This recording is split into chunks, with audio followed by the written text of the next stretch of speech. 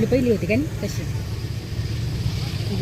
लिंबोणीचं झाड घ्यायचं आम्हाला, जी सगळ्यात मोठी ती घ्या ही, म्हणजे मग टेन्शनच नाही. हाईट नाही. लिंबोणीला 3 वर्षातच लिंब आले होते.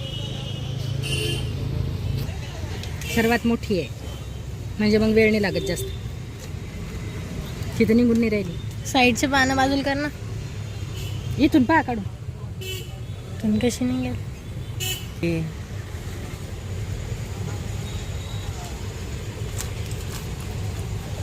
झाड घेतलं तर सगळ्यात मोठं इथे एवढं याच्यात जेवढं सगळ्यात मोठं आहे ते काढून घेतलं म्हणजे मग जास्त दिवस नाही लागत त्याला मोठं व्हायला. जगलं पाहिजे फक्त.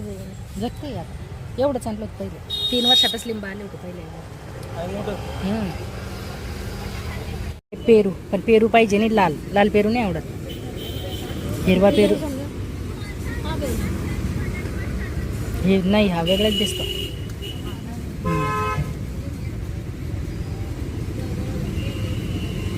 हे पण घ्यायचं. हां, हे पण घ्यायचं. हे कृष्ण कमळ आहे पण वेगळंच आहे हे. याला रंग वेगळा आहे आणि मेन कृष्ण कमळचा रंग वेगळा असतो. हा इथे आहे. हो ना, घे नाही कळ. हा कृष्ण कमळ आहे. हे लावलेलं नव्हतं अगोदर, याच्यावर खूप रोग पडतो. हां हां, घेते. कृष्ण कमळच आहे ते, पण कलर वेगळा आहे. झाडं आणले ते शनिवारी आणि आज आहे रविवार. काल थोडंसं शूट केलेलं होतं, तर म्हटलं कोणते आणले कसे आणले ते एकदा अगदी छोटी क्लिप दाखवली. तर आज रविवार आहे आणि रविवार म्हटलं म्हणजे हे जातात सध्या गावाकडे. प्रत्येक रविवारी जातात आणि त्याच्यामुळे सकाळी ते जेवण वगैरे करून कधी जेवण करून जातात, कधी घरी गेल्यावर जेवण करतात. तर आज ते जेवण करून जाणार होते, तर त्याच्यामुळे सकाळी स्वयंपाकाला सुरुवात केली. स्वयंपाकामध्ये भाजी करणार आहे ती ढेमस्याची.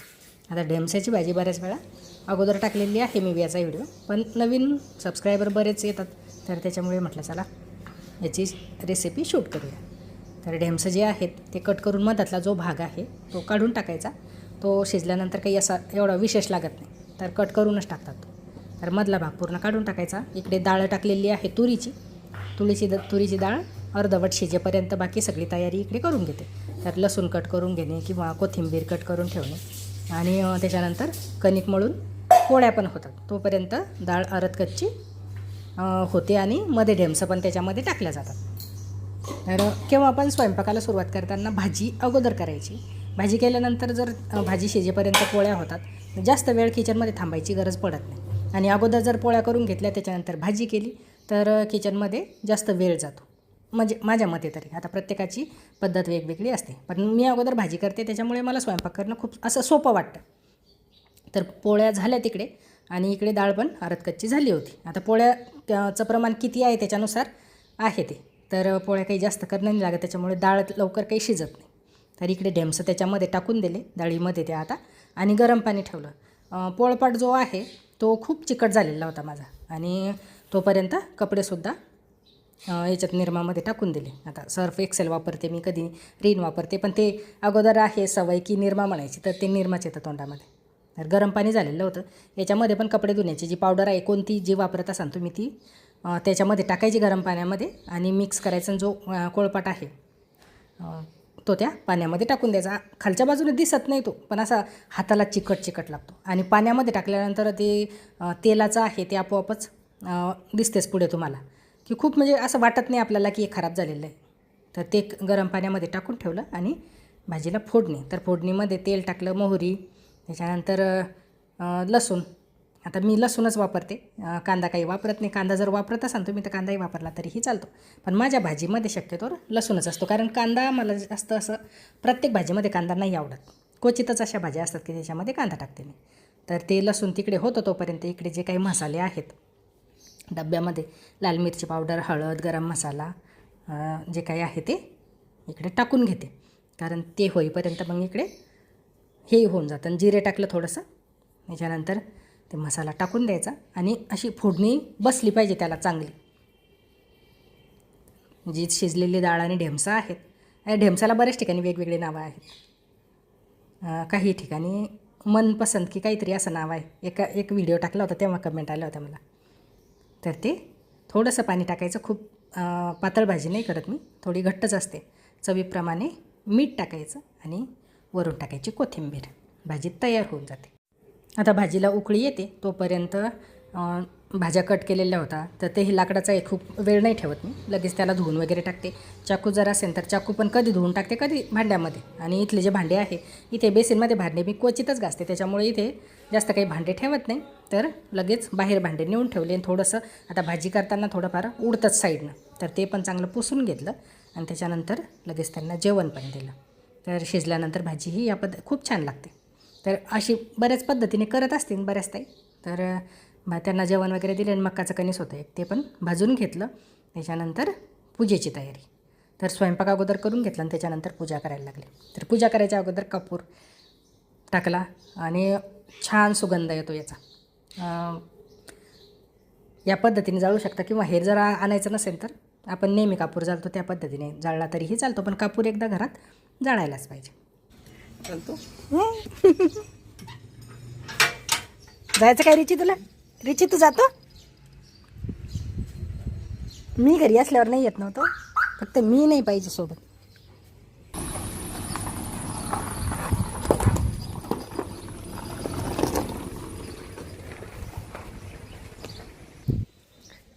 काल झाडं आणले, छान असं फुल आलं त्याला.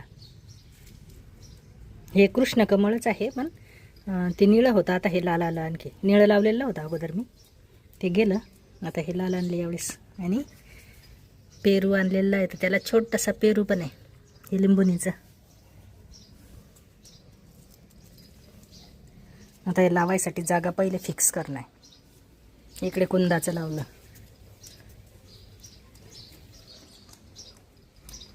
जय श्री गजानन माऊली, सर्वांचं स्वागत आहे गृहिणी स्पेशल मराठी. बाहेर कुत्रे खूप दुखून राहिले.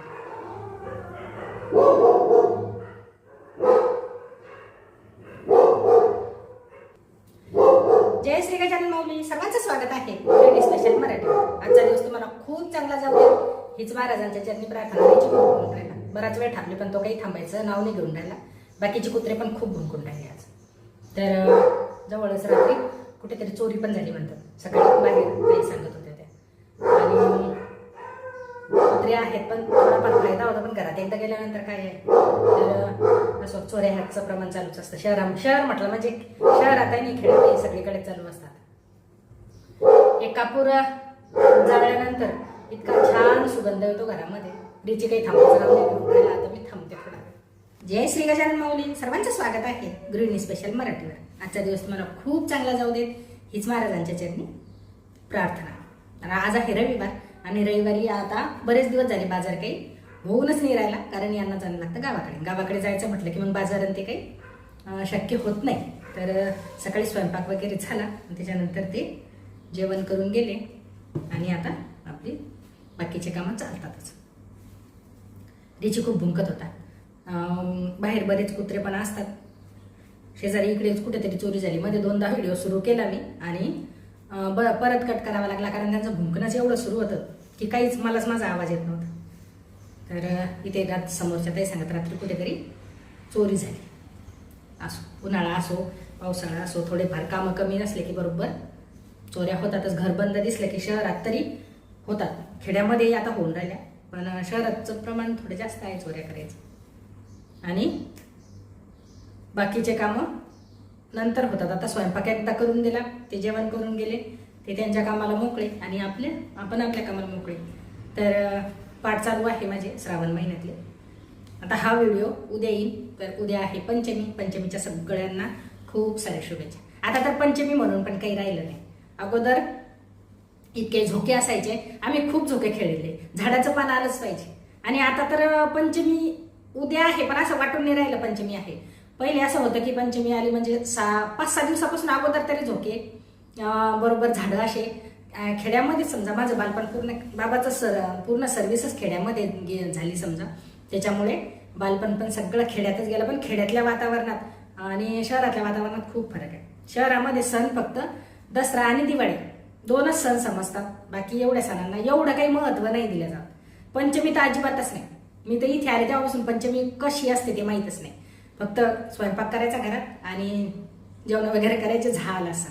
आणि पंचमीच्या दुसऱ्या दिवशी आमच्याकडे असतो सकरुबा. तो पण खूप छान, म्हणजे बाया अशा संध्याकाळी सगळे नटतात, सकरुबाच्या समोर असे गाणे म्हणतात. तर तो सकरुबाचा जो सण आहे तो इकडे तर नाहीच आहे, इकडे माहीत नाही बऱ्याच जणांना, म्हणजे की सकरुबा म्हणजे काय हे सुद्धा माहीत नाही. तो सण आमच्या गावाकडे असतो, खूप मजा येते त्याच्यात. इकडे काही नाही शहरामध्ये. आणि आता तर पंचमी म्हणजे खेड्यामध्ये पण आता काही पंचमीचे असे झोके बांधणं किंवा मुली बिनधास्तपणे झोके खेळणं असं वातावरण राहिलं नाही. पहिले असं होतं की मुली कोणीकडे पण फिरायच्या, झोके खेळायच्या, कोणी कधी काही म्हणत नव्हतं. खूप असे बंधनं नव्हते पहिले. आता जरा बंधन आहे. आता थोडा जो वातावरण आहे ते पण खूप चेंज झालेलं आहे, पहिल्यासारखं नाही. पहिलं वातावरण वेगळंच होतं. आता तर लगेच नावं ठेवतात झोका. तर मला तरी वाटतं की मुली आता झोके खेळच नसतील गावाकडे, पहिले खूप होते. तर आता हार वगैरे करून घेतला मी गणपती बाप्पाला. त्याच्यानंतर आता पारायण करते आणि मग बाकीचे काम. प्रत्येक वेळी पोळ्या केल्यानंतर मी कोळपाट हा धुवूनच ठेवते, पण तरी पण त्याचा जो खालच्या साईडनं चिकटपणा आहे तो घासणीने कितीही घासला तरीही निघत नाही. तर या पद्धतीने एक 15-20 दिवसातून, महिन्यातून जसं शक्य होईल तुम्हाला त्या पद्धतीने थोडंसं गरम पाण्यात टाकायचं. आता हे पांढरं दिसतं, हे गरम पाणी आणि त्या कपडे धुण्याची पावडर आहे त्याने जास्त पांढरेपणा उमटतो त्याला. तर चिकटपणा खूप काही नव्हता याला, पण तरी पण जो काय आहे तो पूर्ण निघून जातो. आणि हे पाय आहे याचे अखंड आहे हा कोळपट. बऱ्याच ताईंना खूप आवडायचा सुरुवातीला. आणला होता मी तेव्हा बऱ्याच कमेंट आल्या की खूप छान आहे, आणि खरंच चांगला आहे. पण तो श्रेयाने तिच्या हातातून एकदा तो खाली पडला, त्याला अशी उभी चीर गेली. त्याच्यामध्ये हळद भरली होती मी, तर आता ती चीर काही जास्त वाढून नाही राहिली. तर ते घासायला सोपं जातं गरम पाण्यात टाकलं की पटकन, आणि ते निघून जातं. तसंच जर गरम पाण्यात टाकलं नाही तर हा चिकटपणा निघतच नाही, खूप वेळ लागतो. तर असंही सोप्या पद्धतीने, असं वाटत नव्हतं सुरुवातीला की पाण्यात टाकायच्या अगोदर की इतका चिकटपणा असेल याच्यावर. कारण रोज तर आपण समजा पोळ्या झाल्यानंतर मी त्याला धुवूनच ठेवते, तसं ठेवतच नाही. तर पूर्ण काढून घेतलं. एक 1-1.5 तास तरी पाण्यामध्ये ठेवला असं हा, कारण पूजा झाली, त्याच्यानंतर जेवण वगैरे सगळे कामं झाले आणि आता भांडे घासायला सुरुवात केली. तर म्हटलं चला पहिले कोळपाटच घासून घेऊ. तर गरम पाण्यातच, त्यातल्या त्यात पाण्यातच ठेवायचं, म्हणजे ते पटकन निघतं. या पद्धतीने पूर्ण साफ करून घेतला, लगेच निघून गेलं. आणि चिकटपणा तर अजिबात आता हाताला असा चिटकूनसुद्धा नाही राहिला. साईडनं पण थोडंफार तेल पडतंच, कितीही काही केलं तरी तेल पोळीला लावलं म्हणजे ते साईडनं थोडंफार पडतंच. चिकटपणा पूर्ण गेला, हाताने चिटकत असं, नाही तर असे हात हे केले की थोडं ते चिकट लागायचं. गरम पाण्याने जातो तसं कितीही घासा निघत नाही लवकर. इकडून तर रोज क्लीनच राहतं, बेलने होत चिकट जास्त. हा पहा मळ.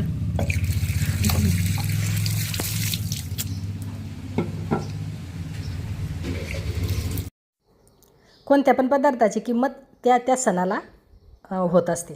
आता हे बघा, हे फुटाणे जे आहे, चुन्याची डबी आहे छोटीशी, तर ते फुटाणे आहे 5 रुपयाची. आणि ही छोटी जी डबी आहे याची लाह्याची, तर ती आहे 10 रुपयाची. आणि तसं त्यांना जर पंचमी नसली तर त्याला यांना कोणी विचारतसुद्धा नाही. फुटाणे तरी घेतात, पण ते साधेवाले, हे बिना मिठाचे फुटाणे. आणि हा नैवेद्य असतो आमचा पंचमीच्या दिवशी आमच्या इकडे. तर तुमच्या तिकडे कशाचा असतो ते कमेंटमध्ये सांगा. नैवेद्य नाही म्हणजे प्रसाद म्हणून ठेवतात, आणि नैवेद्य करतात ते याचं पुरणाचं वगैरे करतात बऱ्याच ठिकाणी. तर ते असतं.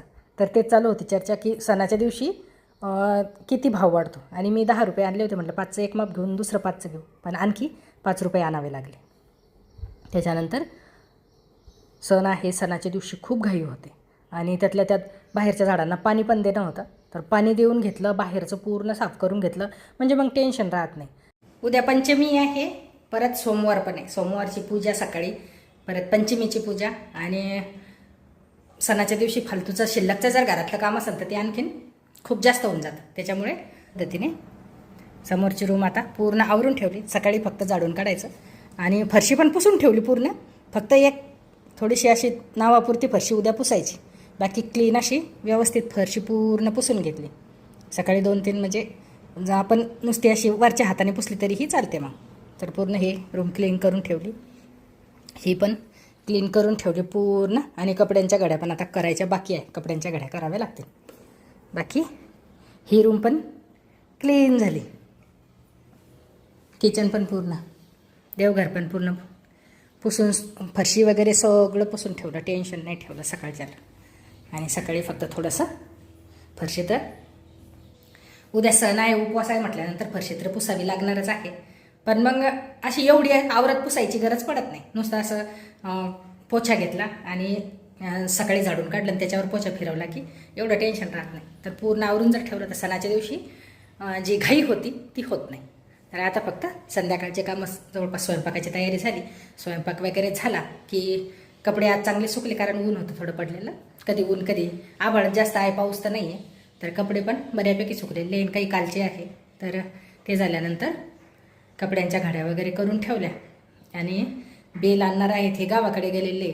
तर बेल आणल्यानंतर तो पण निवडून ठेवायचा, म्हणजे सकाळी उठलं की लवकरच पूजा होऊन जाते, म्हणजे टेन्शन राहत नाही. तर आता स्वयंपाक करणार आहे मी. स्वयंपाकामध्ये करणार आहे पनीरची भाजी.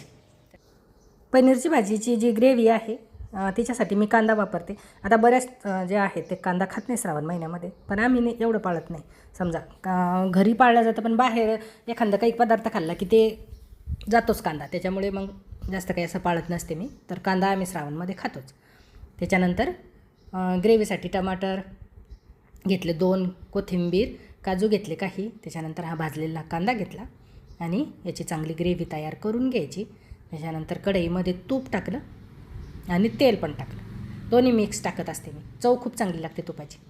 त्याच्यानंतर जे खडे मसाले आहे ते टाकायचे आणि जी ग्रेव्ही तयार करून ठेवलेली आहे ती टाकायची. तेलामध्ये चांगली होऊ द्यायची ही, पण त्याच्या अगोदर काही मसाले टाकायचे. लाल मिरची पावडर, हळद, गरम मसाला. त्याच्यानंतर थोडंसं पाणी टाकून आता चांगली होऊ द्यायची. झाल्यानंतर तेल साईडनं सुटायला सुरुवात झाली की पनीर टाकायचं. पनीर भाजून पण तळून पण टाकू शकता किंवा भाजून टाकू शकता किंवा तसंही टाकलं तरीही चालतं. चवीप्रमाणे मीठ टाकायचं. एक उकळी आली की भाजी तयार होऊन जाते. तर या पद्धतीने हा व्हिडिओ कंप्लीट झाला. कसा वाटला कमेंटमध्ये नक्की सांगा. नवीन असाल तर चॅनलला सबस्क्राईब करा. भेटू परत. धन्यवाद.